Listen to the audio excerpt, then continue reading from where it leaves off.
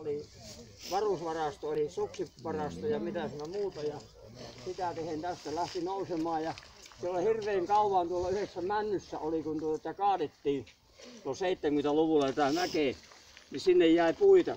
Ei kukaan uskaltanut mennä sitä, se vejettiin sitten traktorilla alas tää. Ja sen verran, että Inkero se uikki purki sitten viimeksi lipputangon tuosta. Joo. Että ei mennyt ihan, kokonaan. Ihan, Osittain purki.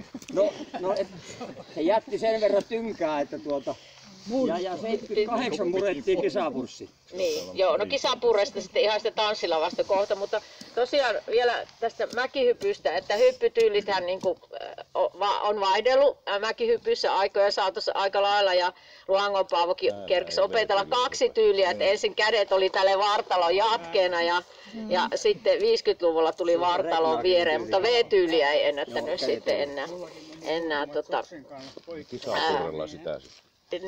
Niin, no sitä ehkä sitten siellä tanssilavalla, kyllä. Marttisen Pekan muistelmista laskiaisesta kisapurrella, niin meinasin lukea tässä sitten pätkän.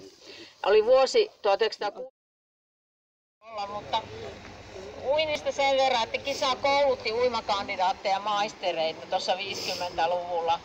Että siitä ei sen enempää, mutta soudusta vähän enempi. Eli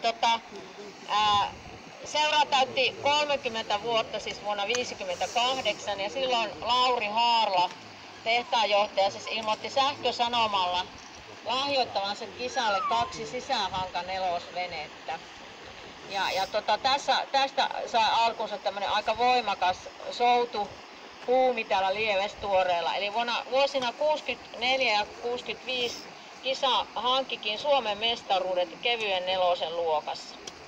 Ja vuonna 1964 kisan soutajat pääsivät Suomen edustajiksi Pohjoismaiden mestaruuskisoihin ja saivat hopeaa joukkoilla Leevi Fränti, Pauli Saikkonen, Pauli Inkeroinen, Seppo Kovanen ja sillä kertaa levännyt Pekko Luhanko ja perämiehenä tahdin huuteli Heikki Luhanko. Ja se on piip piip. Noniin. Että se silloin näköjään tämmönen sananvoimakin oli. Niin, eikö sitä sanota, että pesäpalloa pelataan niin kuin hyvin paljon tällä päällä, eikä niin kuin pelkästään tälleen Laskelainen on tullut esille täällä. Joo. Hänen poika on varmaan Leon Laskelainen. Erkki Vaskelaisen. Erkillä oli ainakin... Se oli oikari, lyhyt tavarakauppa, niin kuin vaateliike. Ja oikarin poika oli pikkusi alkkumaholiin menevä, niin ne laulo näin, että poika tuo, jota aivio kantaa. Aarre on oikarin.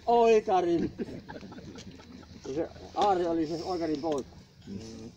Tämä on mun mielestä niin jännä tämä lyhyt tavarakauppa, että minä aina mietin, että mitä se on se lyhyt tavara. Se oli se vanhan kansan. Niin, erikoinen. Kyllä. Hei, ihan tosiaan jalkapallosta vähän, että se on ollut lyhyen aikaa kisalajina, mutta kuitenkin pojat saavutti jopa piirimestaruuden ja vuonna 1945 oli täällä viikon kestänyt valmentajakurssi, on osallistui noin 50 ympäri maata. Kisasta oli Erkki Turunen ja Esko Vuorivirta. Ja siinä vaiheessa kisan kenttä oli tuolloin ainut siis jalkapallon nurmikenttä Keski-Suomessa.